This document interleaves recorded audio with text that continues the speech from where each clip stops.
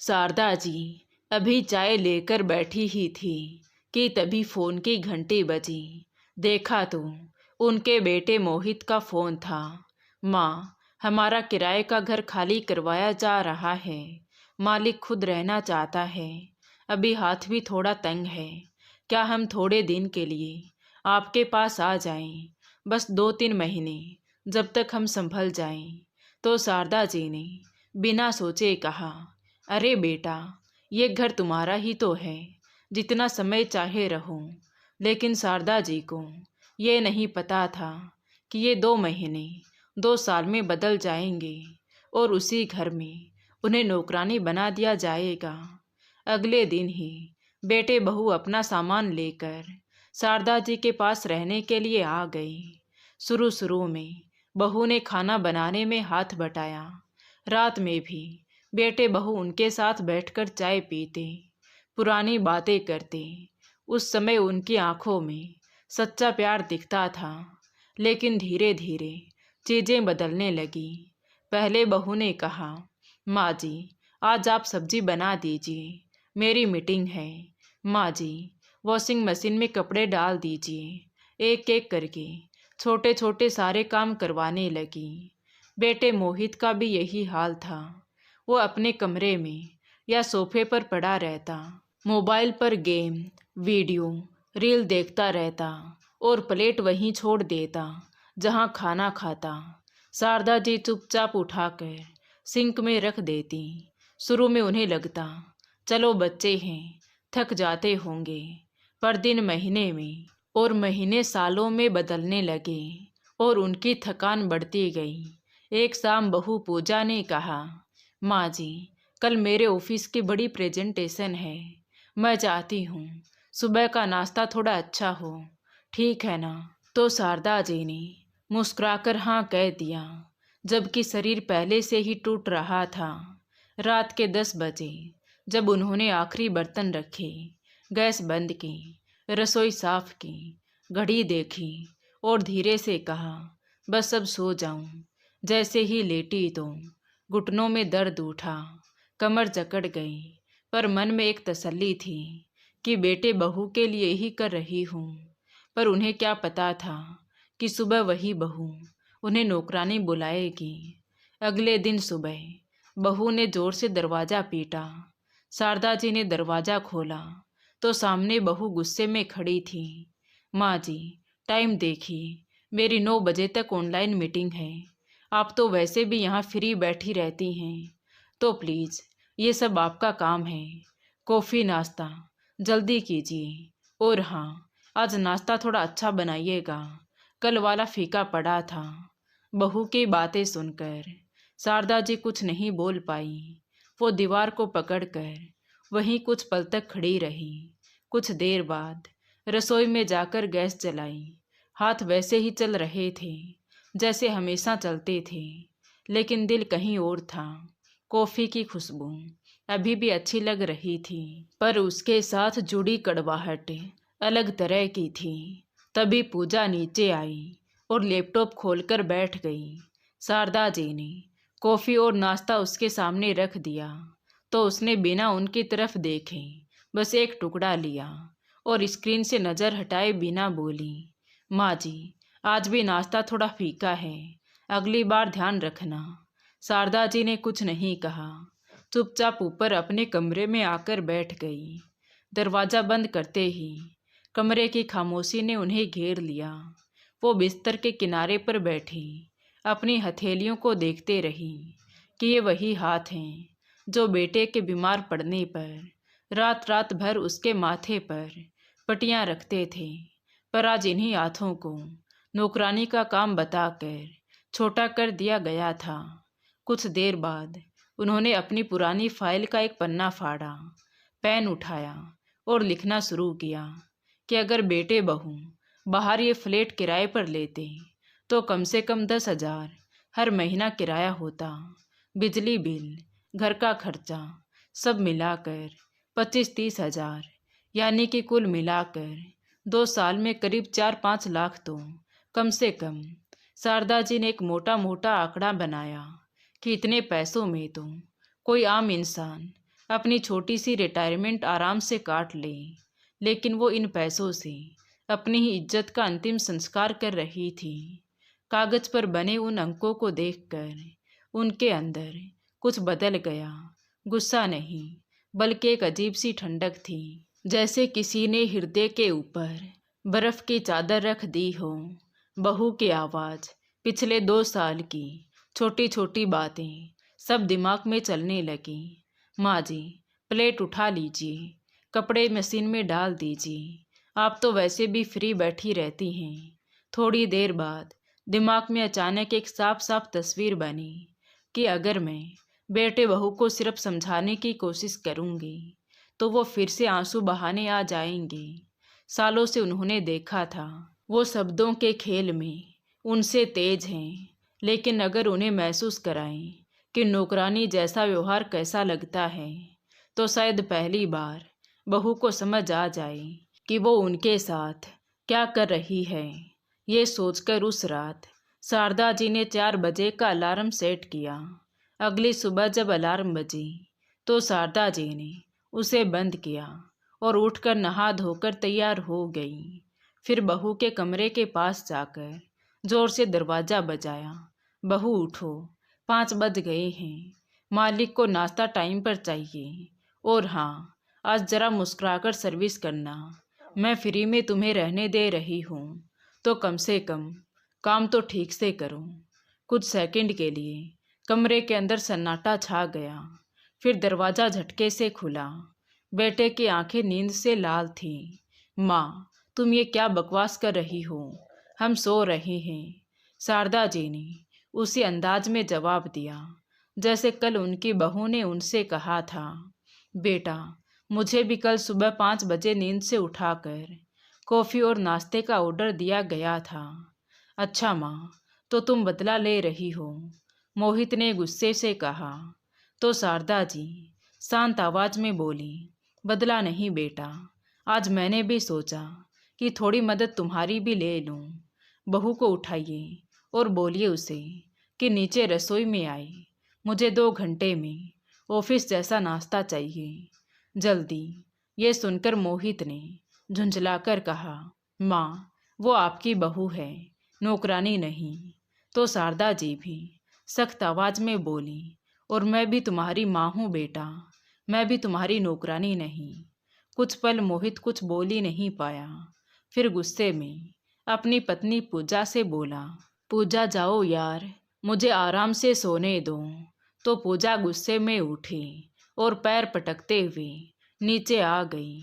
शारदा जी भी उसके पीछे पीछे नीचे आई, लेकिन इस बार वो रसोई में नहीं गई, बल्कि उस कुर्सी पर बैठ गई जहां पूजा रोज लैपटॉप लेकर बैठती थी।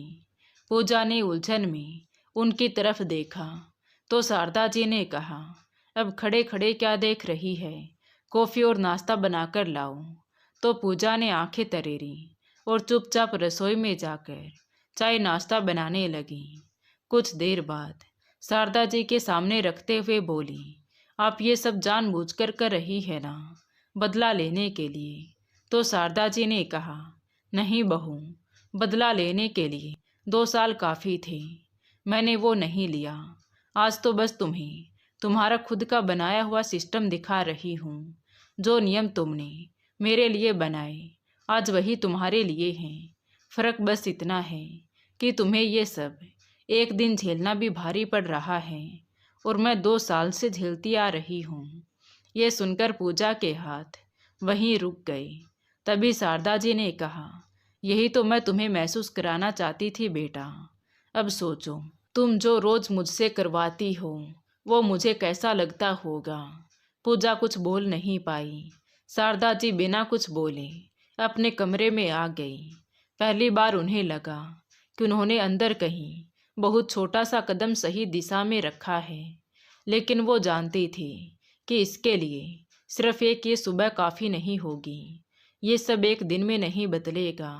बहू को समझाने के लिए सिर्फ किचन का सबक नहीं, कुछ पक्की सीमाएं भी ज़रूरी होंगी, और उन सीमाओं के लिए उन्हें सिर्फ माँ नहीं, मालिक भी बनना पड़ेगा।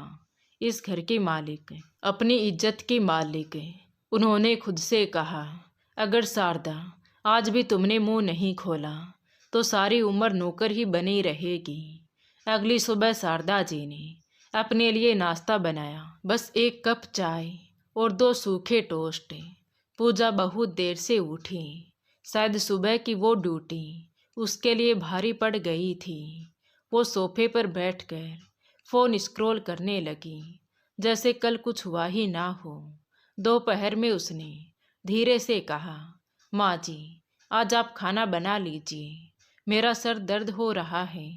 तो शारदा जी रसोई के दरवाजे पर खड़ी होकर कुछ देर उसे देखती रही, फिर शांत लेकिन दृढ़ आवाज में बोली, आज मैं अपने लिए ही खाना बनाऊंगी बहू, तुम दोनों अपना खुद बनाओ। ये सुनकर पूजा ने चौंक कर उनकी तरफ देखा, मतलब आप हमारे लिए खाना नहीं बनाएंगी? तो शारदा जी ने कहा, बिल्कुल नहीं बहू, अब मैं सचमुच अपने हिस्से तक ही मदद करूंगी। अपना खाना, अपने बर्तन, अपनी चीज। वो कुछ देर तक शारदा जी को घूरती रही, फिर मोबाइल उठाकर अंदर चली गई। शारदा जी को पता था कि ये नहीं सुधरने वाले। दोपहर में शारदा जी घर से निकल गई। पहले तो सोचा किससे बातें करूं, रिश्तेदारों से, दोस्तों से। फिर मन में खुद जवाब दिया कि सब तुम्हें भावनात्मक सलाह देंगे, लेकिन तुम्हें अभी भावनाओं से ज़्यादा नियम चाहिए। इसलिए शारदा जी वकील के पास गई। कहिए श्रीमती, वकील ने फाइल से नज़र उठाकर पूछा। तो शारदा जी ने धीरे से कहा, मुझे अपने ही घर के बारे में सलाह चाहिए। कहते हुए शारदा जी ने उन्हें पूरा किस्सा सुनाया। तो आखिर में वकील ने चश्मा उतार कर टेबल पर रख दिया और सीधे कहा, देखिए शारदा जी, कानून की भाषा में आपके बेटे बहू किराएदार नहीं, परिवार कहे जाएंगे, लेकिन स्थिति वही है, आप मालिक हैं। वो बिना किराया दिए रह रहे हैं और आपको प्रताड़ित कर रहे हैं। आप अगर उन्हें रोकना चाहती हैं तो 2 ही रास्ते हैं, या तो साफ साफ किराया और नियम तय कीजिए, या फिर लिखित नोटिस देकर घर खाली करवाइए। बीच का जो भावनात्मक रास्ता है वो आपने 2 साल से अपनाकर देख लिया, उससे कुछ बदला नहीं। अब नियम बदलने होंगे। सबसे पहले एक लिखित नोटिस बनाते हैं, उसमें आप 3 बातें साफ लिखेंगी। उन्होंने कागज खींचकर मोटे मोटे अक्षरों में लिखना शुरू किया। पहला, अगर वो रहना चाहते हैं तो इतने रुपए महीना किराया, बिजली पानी, राशन में हिस्सा और घर के काम में सहयोग। दूसरा, अगर उनको अपना घर चाहिए तो इस फ्लैट का आधा हिस्सा अपनी कमाई से खरीदें। तीसरा, अगर दोनों बातें नहीं मानते तो 1 महीने के अंदर घर खाली करें। शारदा जी चुपचाप सुनती रही। अंदर से एक माँ चिल्ला रही थी कि ये तो अपने ही बेटे पर केस करना हुआ। तभी वकील ने फिर से कहा, देखिए शारदा जी, हर रिश्ते में हिसाब जरूरी होता है, वरना एक दिन रिश्ता भी सौदा बन जाता है। पर वकील साहब, अगर वो माने ही ना और कह दें कि हम नहीं निकलेंगे? शारदा जी ने हिचकते हुए पूछा। तो वकील साहब ने बहुत सादा जवाब दिया, तो फिर अदालत तक बात जाएगी, आप तैयार हैं? शारदा जी ने कुछ पल चुप रहकर सोचा कि आज उनके पति महेश जी होते तो क्या कहते। शायद वो भी यही कहते कि सीमा वहीं तक अच्छी है जहाँ तक इज्जत बची रहे, जहाँ से अपमान शुरू हो वहाँ सीमा खींचना जरूरी है। शारदा जी ने धीरे से कहा, अगर मैंने अभी सीमा नहीं खींची तो फिर कभी नहीं खींच पाऊंगी। मैं तैयार हूँ, उन्होंने कहा। तो वकील ने नोटिस का ड्राफ्ट तैयार किया। भाषा बहुत सरल रखी। प्रिय मोहित और पूजा, ये पत्थर तुम्हें तुम्हारी माँ और इस मकान के मालिक की तरफ से दिया जा रहा है। आखिर में 3 विकल्प साफ साफ लिखे। वकील ने उन्हें समझाया कि आप ये नोटिस अपने हाथ से देंगी और एक कॉपी अपने पास रखेंगी। उनके साइन करवाने की कोशिश कीजिए। अगर साइन ना करें तो भी कोई बात नहीं, आप गवाह रखिए कि आपने नोटिस दिया था। अगर 1 महीने में कोई फैसला नहीं लेते तो हम अगला कदम उठाएंगे। घर लौटते समय शारदा जी के पास नोटिस था, लेकिन दिल में तूफान कि क्या मैं अपने बेटे को ये नोटिस दे पाऊंगी। ये सब सोचते हुए शारदा जी जब घर पहुंची तो शाम हो चुकी थी। पूजा सोफे पर बैठी मोबाइल पर रील देख रही थी। मोहित कमरे में था, शायद लैपटॉप पर लगा था, लेकिन घर में एक अजीब सी आवाज़ थी। अनकही बातें, अनकही शिकायतें। शारदा जी ने पूजा के सामने वाली मेज पर नोटिस रख दिया। ये क्या है? पूजा ने बिना आंखें उठाए पूछा। पढ़ लो, शारदा जी ने बस इतना कहा तो उसने मोबाइल साइड में रखा, कागज उठाया और फिर ऊपर से नीचे तक पढ़ती गई। पहले उसके चेहरे पर उलझन आई, फिर हैरानी, फिर गुस्सा, और आखिर में उसने गुस्से में कहा, आप हमें नोटिस दे रही हैं माँ जी, अपने ही घर से निकालने का नोटिस। तो शारदा जी ने बहुत शांत स्वर में कहा, मैं तुम्हें निकाल नहीं रही, 3 रास्ते दे रही हूँ बहू। पहला, अगर रहना है तो किराया, बिल और घर के काम में हिस्सा दो। दूसरा, ऊपर का घर खरीद लो अपने पैसे से, तब तुम कानूनी मालिक भी कहलाओगे। तीसरा, अगर इनमें से कोई बात मंजूर नहीं तो 30 दिन में अपना खुद का किराए का घर ढूंढ लो। हम पैसे कहाँ से लाएंगे? पूजा ने बीच में ही कहा, अभी तो हमारा सेटअप बन रहा है। उसने तुरंत बहाना तैयार किया, 2 साल से सुन रही हूँ कि सेटअप बन रहा है। शारदा जी ने पहली बार थोड़ा सख्त होकर कहा, लेकिन नए नए मोबाइल, ऑनलाइन शॉपिंग, बाहर का खाना, इन सब के पैसे हैं आपके पास, सिर्फ इस घर और मेरी मेहनत की कोई कीमत नहीं। तभी मोहित कमरे से बाहर आया। उसके कान तक बात पहुंच चुकी थी। क्यों कर रही हो माँ ये सब? लोगों को क्या बताओगी कि बेटे बहू को बाहर निकाल दिया? उसने तंज भरे स्वर में पूछा। तो शारदा जी ने सीधे उसकी तरफ देखा। लोग क्या कहेंगे, ये डर मुझे तब तक था जब तक मेरी बहू ने मुझे नौकरानी नहीं कहा था। उस दिन से मेरे लिए ये ज़्यादा ज़रूरी हो गया है कि मैं खुद को क्या कहूँ। अगर मैं खुद को मालिक ना मानूँ तो दुनिया भी मुझे नौकर ही समझेगी। पूजा ने नोटिस को मोड़कर टेबल पर पटका। हम साइन नहीं करेंगे, आप हमें ऐसे ही नहीं निकाल सकती। साइन करो या ना करो, मैंने नोटिस दे दिया है, तारीख लग गई है। शारदा जी ने कागज उठाते हुए कहा, अब कोई भी बात फोन पर या आंसुओं से नहीं, लिखित और नियम से होगी। उस रात घर का माहौल पहले से भी ज़्यादा ठंडा था। पूजा ने शारदा जी से एक शब्द नहीं कहा। मोहित ने प्लेट सिंक में पहले से ज़्यादा जोर से पटकी। टीवी की आवाज़ ज़्यादा ऊंची कर दी, जैसे आवाज़ से ही माँ के फैसले को दबा देगा। शारदा जी अपने कमरे में चली गई। वहाँ भी शांति नहीं थी, सिर्फ दिल की धड़कनें थी जो कह रही थी, अब पीछे मत हटना। अगले 2-3 दिन एक अजीब से युद्ध जैसे गुजरे। बस फर्क इतना था कि ये युद्ध चुप्पी और नजरें चुराने वाला था। पूजा और मोहित ने अचानक घर के काम बंद कर दिए। सिंक में बर्तन का पहाड़ बनने लगा, कूड़ादान भर भर कर गिरने लगा। लिविंग रूम में उनके कपड़े, जूते फैलने लगे। उम्मीद यही थी कि माँ पुरानी आदत से मजबूर होकर फिर सब संभाल लेंगी, पर इस बार शारदा जी ने खुद को रोक लिया। उन्होंने अपना छोटा सा नियम बनाया। रसोई में अपने लिए अलग छोटा सा कोना बना लिया। छोटी कढ़ाई, 2 प्लेट, थोड़ा राशन, सब एक जगह रख दिया।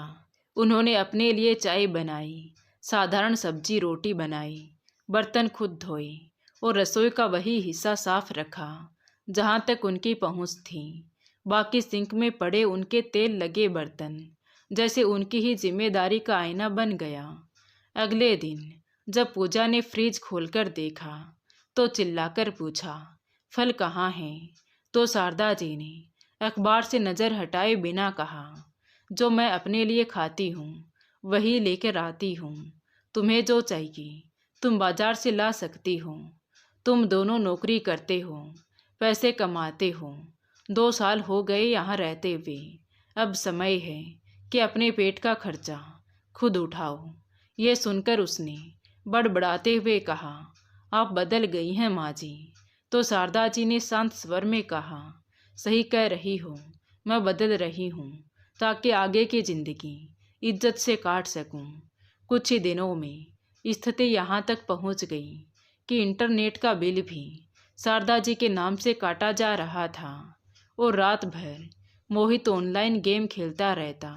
एक सुबह बिल देखने पर शारदा जी ने फैसला किया कि अब से सिर्फ वही चीज़ चलेंगी जिनका फ़ायदा उन्हें भी हो। उन्होंने इंटरनेट कंपनी को फ़ोन किया और कनेक्शन बंद करवा दिया। दोपहर में मोहित गुस्से में उनके कमरे में आया। वाईफाई क्यों बंद है माँ, मीटिंग करनी है मुझे। तो शारदा जी ने बिना घबराए कहा, वो मेरा कनेक्शन था बेटा, मैंने बंद करवा दिया। तुम्हें ज़रूरत है तो तुम अपने नाम से लगवा लो, 2-3 दिन में हो जाएगा। ये सुनकर मोहित चीखा, आप ज्यादती कर रही हैं माँ। ज्यादती तब होती है बेटा जब किसी से उसके हक की चीज़ छीनी जाए। 2 साल से तुम लोग इंटरनेट, बिजली, गैस, राशन ऐसे इस्तेमाल कर रहे थे जैसे आसमान से मुफ्त गिर रहा हो। आज पहली बार तुम्हें उसका असली मतलब समझ आ रहा है। शाम को शारदा जी फिर वकील के पास गई और उन्हें पिछले कुछ दिनों की सारी बातें बताई। तो उन्होंने कहा, ठीक कर रही हैं आप, लेकिन अब एक और ज़रूरी कदम है। अगर 1 महीने के अंदर ये लोग कोई भी विकल्प नहीं चुनते तो आपको औपचारिक केस दर्ज करना पड़ेगा। अदालत में तारीख पड़ेगी, जज के सामने बात जाएगी। आप तैयार रहिए। तो शारदा जी ने सिर हिलाया। डर लग रहा था, लेकिन उससे ज़्यादा डर ये था कि अगर अभी रुक गई तो शायद ज़िंदगी भर खड़ी ही ना हो पाएगी। 1 महीना कब बीत गया उन्हें समझ ही नहीं आया। ये साफ था कि बेटे बहू ने ये फैसला कर लिया था कि माँ डर जाएंगे, केस नहीं करेंगे। लेकिन शारदा जी ने वकील को फ़ोन किया कि इन लोगों ने कोई विकल्प नहीं चुना। तो उधर से एक ही आवाज़ आई, ठीक है, अब अगला पन्ना पलटते हैं, कल अदालत में अर्जी डालते हैं। फ़ोन रखते समय शारदा जी की उंगलियां काँप रही थी। उन्हें नहीं पता था कि अदालत की उस अर्जी के बाद उनके बेटे बहू उन्हें कैसा नाम देंगे। पर एक बात साफ थी कि अब वो पीछे नहीं हटेगी। अगले दिन अदालत में वकील साहब ने कहा, घबराइए मत, बस सच बोलिए, बाकी हम संभाल लेंगे। थोड़ी देर बाद पूजा और मोहित भी आ गए।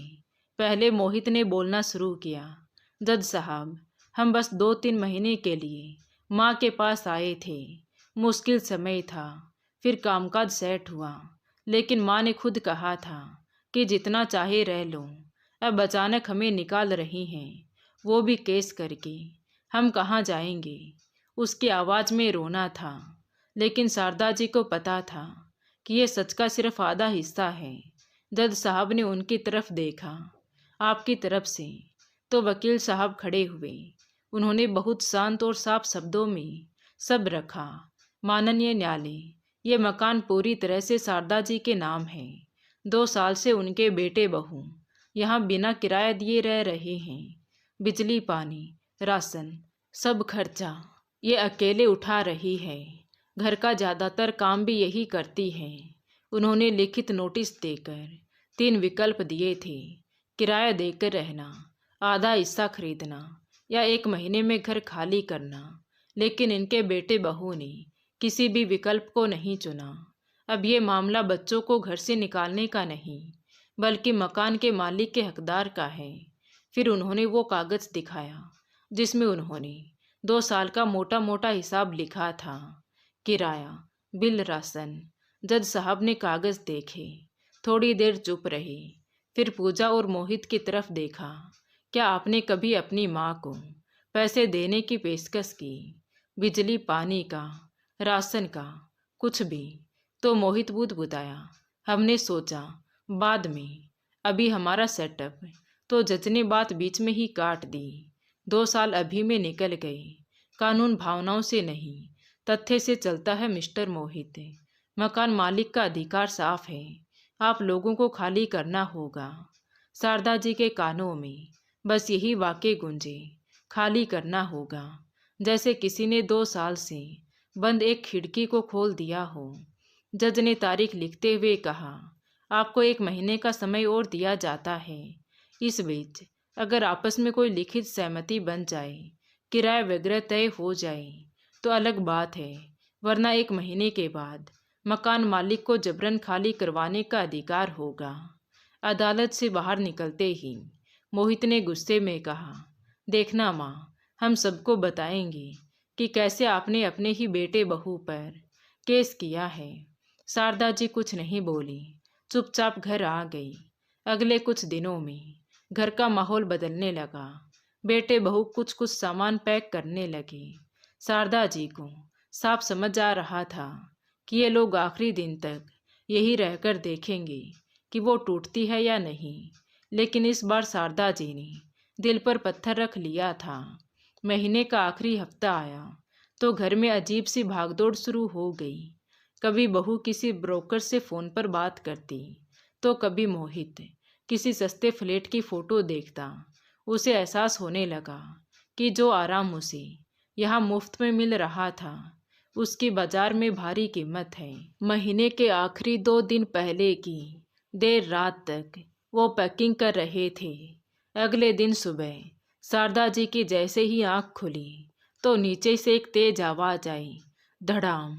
उसके तुरंत बाद पूजा की चीख सुनाई दी, फिर मोहित की कांपती हुई आवाज़, पूजा आंखें खोलो। शारदा जी एक पल में बिस्तर से उठी। दिल जोर जोर से धड़क रहा था। नीचे हॉल में जो नज़ारा देखा वो उनके जीवन भर के लिए दिमाग में दर्ज हो गया। सीढ़ियों के नीचे पूजा फर्श पर पड़ी थी, उसके माथे से खून बह रहा था।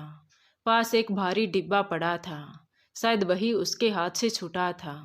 मोहित कांपते हुए उसके कंधे पकड़े बैठा था, हाथ में मोबाइल था, पर होश उड़ गए थे कि क्या करूं। तभी शारदा जी केस, नोटिस, गुस्सा सब 1 सेकंड में भूल गई। उन्होंने घुटनों के बल बैठकर पूजा का माथा संभाला और बोली, मोहित, तुरंत एम्बुलेंस को फ़ोन करो। कुछ ही देर बाद बाहर एम्बुलेंस के सायरन की आवाज़ सुनाई दी। 2 लोगों ने स्ट्रेचर के साथ अंदर जाकर पूरी स्थिति संभाल ली। शारदा जी भी जल्दी से एम्बुलेंस में बैठी। अस्पताल पहुंची तो डॉक्टर ने देखकर कहा, ज़्यादा चोट नहीं है, घबराओ मत। यह सुनकर शारदा जी ने चैन की सांस ली। कुछ देर बाद पूजा बिस्तर पर लेटी थी। उसने शारदा जी की तरफ देखा तो आंखें भर आई। मैंने आपको कितनी बार चोट पहुंचाई माँ जी, फिर भी आप ही मेरी जान बचाने आई। मैं बहुत बुरी बहू निकली। तभी शारदा जी पूजा का हाथ अपने हाथों में लिया और बोली, गलतियां करने से कोई बुरा नहीं बन जाता बेटा। गलतियों को गलती मानकर खुद को बदलना इंसान कहलाता है। मोहित वहीं कोने में खड़ा था।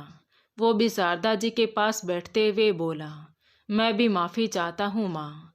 मैं खुद को बहुत ही स्मार्ट समझता था कि फ्री में सब मिल रहा है तो क्यों टेंशन ले। लेकिन आज पहली बार समझ आया कि जिस माँ ने अपनी पूरी ज़िंदगी की मेहनत से घर बनाया, उसे नौकर की तरह ट्रीट करना कैसा अपराध है। कुछ देर तक कमरे में शांति रही। फिर पूजा ने धीरे से कहा, और अब क्या माँ जी, हमें सच में जाना पड़ेगा।